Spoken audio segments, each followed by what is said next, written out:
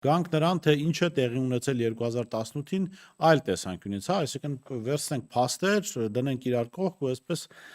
հասկանանք ինչ է ինչի հետ կապ ունի։ Այս օրերին մենք հաճախ լսում ենք նաև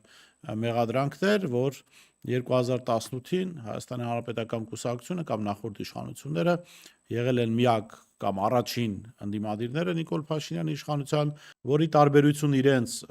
շատ այլ ուժեր կառավարության մաս են կազմել, մասնավորապես հիմնականում թիրախավորվում է ԲՀԿ-ն, Հայ-հեղափոխական դաշնակցությունը, իհարկե այդ կառավարության մաս էին կազմում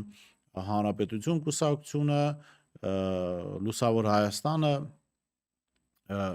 բայց կար կառավարության մաս կազմող, ընդ որում կառավարության էական մասը կազմող եւ կարեւոր մասը կազմող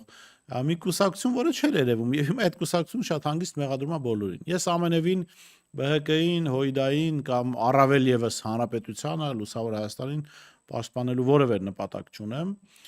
փորձում ենք ճշմարտությունը իրար հետ քննարկել, հասկանալ, կառավարության զգալի եւ կարեւոր հատված է կազմել Հանրապետական կուսակցությունը։ Հանրապետական կուսակցությունը եւս եղել է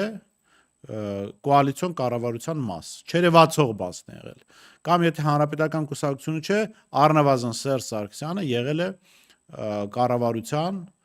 կոալիցիոն կառավարության մաս եւ իր կադրերն է ունեցել այդ կառավարությունում։